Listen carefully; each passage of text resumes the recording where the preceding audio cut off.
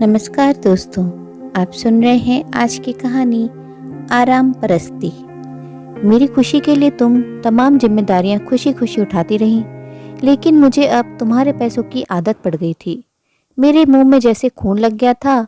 जाने अनजाने मैंने खुद को लालची और आलसी बना दिया था। कावेरी जब से हॉस्पिटल से लौटी है, उसे घर में सब कुछ बदला बदला सा नजर आ रहा था। उसने एक नज़र पूरे घर पर दौड़ाई और फिर पास खड़े कपिल की तरफ देखा। कपिल ने प्यार से उसका माथा चूमा और उसे बाहों में भरते हुए कहा, कावेरी, अब तुम्हें घर का नहीं अपनी सेहत का ख्याल रखना है। घर की चिंता तो मुझ पर छोड़ दो, मैं सब संभाल लूंगा। फिर कपिल उसे सहारा देते हुए बेडरूम में आराम करने के लिए ले गए। कावेरी ने सोचा था जब वो घर पहुंचेगी तो पूरा घर अस्त व्यस्त पड़ा होगा। इस हालत में कैसे समेटेगी वो पूरे घर को। लेकिन यहाँ तो नज़ारा ही कुछ और था। इस परिवर्तन की वजह उसे समझ नहीं आ रही थी। उसकी हैरानी तब और बढ़ गई जब उसने अपने बेड पर सुर्ख लाल गुलाब का गुलदस्ता और एक पत्र देखा। उसने फिर कपिल की तरफ देखा। कपिल जानते थे कि कावेरी को लाल गुलाब बहुत पसंद है। इस बार कपिल ने कहा तो कुछ नहीं, लेकिन उनकी आंखें नम हो आई। वो कुछ कहती इससे पहले कपिल ने उसके होठों पर अपना हाथ रख दिया और उसे बेड पर लेटाकर किचन की तरफ चले गए। कपिल का ये बदला हुआ रूप उसे अजीब जरूर लग रहा था, लेकिन इस बात की खुशी भी थी कि एक्सीडेंट के बहाने ही सही कपिल ने उसका ख्याल तो रखा, वरना कपिल की बेरुखी उसे अंदर ही अंदर खोखला किए जा रही थी। बेड पर लेटी कावेरी देर तक पास रखे गुलदस्ते को निहारती रही, जैसे उन सुर्ख गुलाबों से कुछ कहना चाहती हो।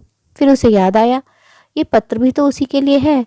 पत्र में कपिल की चिर परिचित हैंडराइटिंग देख एक पल को उसे लगा जैसे गुजरा जमाना लौट आया है। शादी से पहले हर खास मौके पर कपिल उसे पत्र लिखा करते थे। जो बात जुबान से न कह पाते उसे पत्र के माध्यम से उस तक पहुंचा देते। कपिल का पत्र लिखना कावेरी को बहुत पसंद था। कपिल के लिखे सारे पत्र उसने आज तक सहेज कर रखे हैं। इस बार क्या लिखा है कपिल ने, इसी उत्साह के साथ कावेरी पत्र पढ़ने लगी। प्यारी कावेरी, आज फिर मन में कई ऐसी बातें हैं जिन्हें मैं तुमसे कहना चाहता हूँ, लेकिन कह नहीं पा रहा, इसलिए हमेशा की तरह पत्र का सहारा ले रहा हूँ। मैं तुमसे माफ़ी मांगना चाहता हूँ कावेरी, लेकिन जानता हूँ मेरे गुनाह माफ़ करने लायक नहीं है। आज तुम्हारी इस हालत के लिए सिर्फ और सिर्फ मैं जिम्मेदार हूँ। वो कार एक्सीडेंट तुम्हारी लापरवाही का नहीं, मेरी बेरुखी का नतीजा है। ना मैं तुमसे सुबह सुबह लड़ता और न तुम रोककर घर से निकलती। तुम नहीं जानती कावेरी, तुम्हें खोने के एहसास ने मुझे किस कदर झकझोर कर रख दिया था।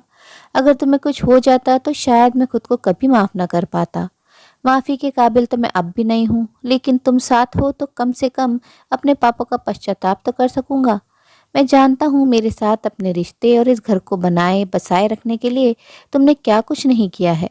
तुम मेरी तमाम जातियाँ इस आस में बर्दाश्त करती रही कि एक दिन सब ठीक हो जाएगा, लेकिन मैंने ऐसा कभी नहीं होने दिया। तुम मुझे समझाती रही और मैं तुम्हारी बातों को हवा में उड़ाता रहा। जिस दिन से तुमसे मेरा रिश्ता तय हुआ उसी दिन से तुमने मेरी जिम्मेदारियों का बोझ उठा लिया था और ये सिलसिला आज भी जारी है। मैं इस शहर में अकेला रहता था, इसलिए मुझसे रिश्ता जुड़ते ही तुम मेरा परिवार बन गई। तुम नौकरी कर रही थी और मैं नौकरी के साथ साथ एमबीए भी कर रहा था। ऐसे में जब भी हम घर से बाहर मिलते तो होटल का बिल, फिल्म का टिकट, यहाँ तक कि मेरी शॉपिंग का बिल भी तुम ही चुकाती। मैं मना करता तो तुम कहती, मैं क्या आपसे अलग हूँ? अभी आप घर का किराया, खाने पीने की व्यवस्था, कॉलेज की फीस, बहुत सारी जिम्मेदारियां हैं, इसलिए मुझे खर्च करने दो। फिर तुम अपनी प्यारी सी मुस्कान बिखेरते हुए अपना मजाकिया अंदाज में कहती, जब आपका करियर सेटल हो जाएगा तब मैं आपसे बड़ी बड़ी फरमाइशें करूंगी। तब ना, कैसे करोगे जनाब? तुम्हारा ये अपनापन मुझे भीतर तक भिगो देता और मैं तुम्हें अपनी बाहों में भर लेता। सच, कितने हसीन सपने बुने थे तुमने हमारे भविष्य के लिए। मेरे प्रति तुम्हारा समर्पण पहले दिन से 100% था। मैं ही तुम्हारी बराबरी नहीं कर सका।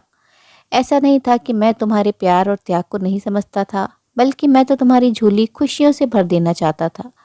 दुनिया की हर खुशी तुम्हारे कदमों में लाकर रख देना चाहता था, लेकिन मैं उतना काबिल कभी न बन सका जैसा तुम चाहती थी।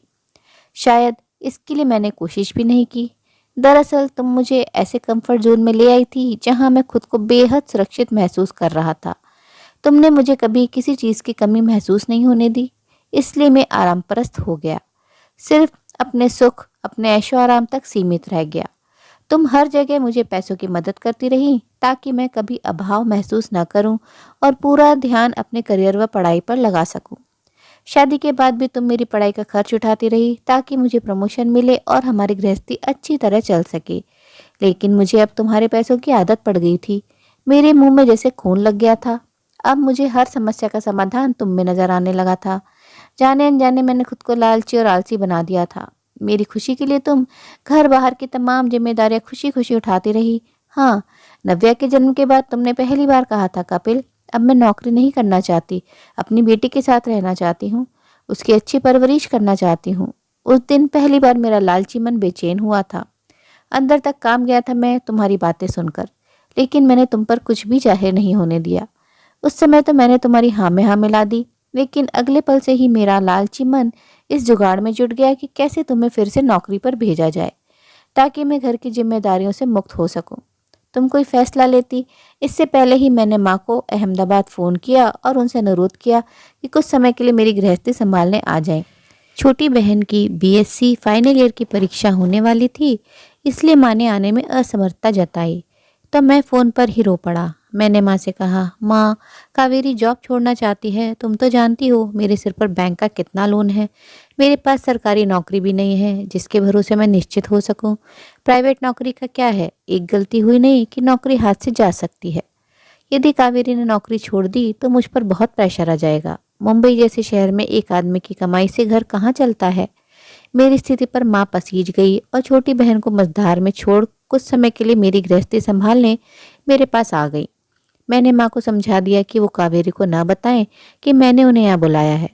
साथ ही कावेरी से ये भी कहने को कहा कि वो नौकरी ना छोड़े। माँ नव्या की देखभाल कर लेंगी, लेकिन तुम मेरा षड्यंत्र शायद भाप गई थी। तुमने मुझसे कुछ नहीं कहा, लेकिन तुम्हारा मौन चीख चीख कर अपना दर्द बयां कर रहा था। मेरी कावेरी ने शायद उसी दिन दम तोड़ दिया था जिस दिन मैंने उसे उसकी बच्ची से अलग किया और उसकी मर्जी के खिलाफ उस पर अपनी जिम्मेदारियों का बोझ डाला। जिस कपिल को तुमने ऊंचाइयों के शिखर पर देखना चाहा, वो तुम्हारी कमाई और तुम्हारे शरीर का भोगी बनकर रह गया था कावेरी। उसने तुम में अपना कंफर्ट जोन ढूंढ लिया था। मेरे संघर्ष के दिनों में तुम मेरा सहारा क्या बनी। मैं तुम पर आश्रित हो जैसे निश्चिंत हो गया, जैसे मैंने तय कर लिया कि आगे का जीवन तुम्हारे भरोसे ही काटना है। घर, परिवार, बैंक, पैसा, पड़ोसी, नाते, रिश्तेदार, एक एक कर मैं सारी जिम्मेदारियां तुम पर ही थोपता चला गया। नव्या के स्कूल में पेरेंट टीचर मीटिंग होती तो मैं जानबूझकर ऑफिस की मीटिंग का बहाना बनाकर घर से जल्दी निकल जाता। घर में माँ या करीब रिश्तेदार कुछ दिन रहने आते तो मैं जानबूझकर ऑफिस से लेट आता ताकि तुम सब संभाल लो, मुझ तक कोई बात ना आए।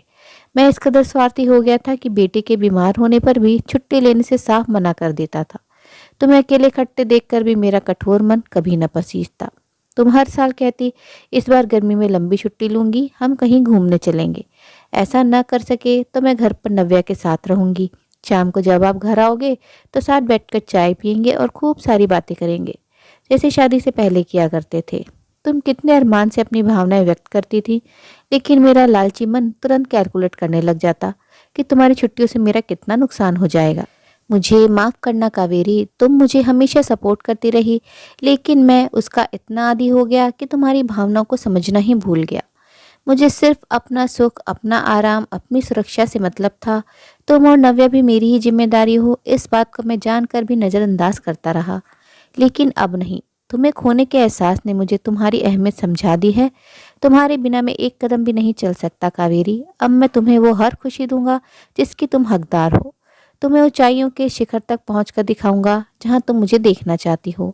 हमारी बच्ची को ऐसी परवरिश दूंगा कि उसे कभी किसी चीज़ की कमी महसूस नहीं होगी कावेरी।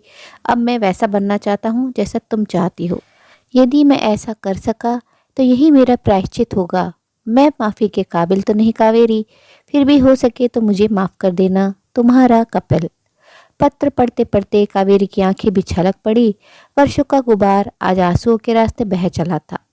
कपिल नाश्ता लिए कब से उसके पास बैठे थे। उन्होंने कावेरी को रोका नहीं, क्योंकि वो जानते थे कि आंसुओं का ये सैलाब अपने साथ तमाम कड़वे अनुभव बहा ले जाएगा और फिर उनके जीवन में एक नया सवेरा होगा जो बहुत सुहाना होगा। जैसा कि हमारे बड़े बुजुर्गों से हमने हमेशा सुना है कि पति पत्नी एक गाड़ी के दो पहिए होते हैं और दोनों पहियों का बैलेंस बराबर हो तभी जिंदगी की गाड़ी सुगमता से चलती है। एक भी साथी पर आवश्यकता से अधिक बोझ आ जाए तो गाड़ी चलती नहीं, घिसटती है। इसलिए ज़रूरी है कि पति पत्नी दोनों अपनी जिम्मेदारियों को समझें और अपना कर्तव्य प्यार और ईमानदारी से निभाएं, ताकि दोनों के लिए वैवाहिक जीवन का सफ़र सजाना होकर सुहाना बन जाए। तो उम्मीद है दोस्तों कहानी आपको पसंद आई होगी। इस विषय में आपकी क्या राय है कमेंट बॉक्स में ज़रूर बताइएगा और अपने मित्रों और प्रियजनों के साथ भी शेयर ज़रूर कीजिएगा। दोस्तों आपसे अनुरोध है, अगर आप चैनल पर नए हैं तो ऐसी ही नई नई जीवन से जुड़ी कहानियाँ और अनुभव सुनने में रुचि रखते हैं तो चैनल को सब्सक्राइब जरूर कर लीजिए। वीडियो को अंत तक जुड़े रहने के लिए आप सभी का दिल से बहुत बहुत शुक्रिया।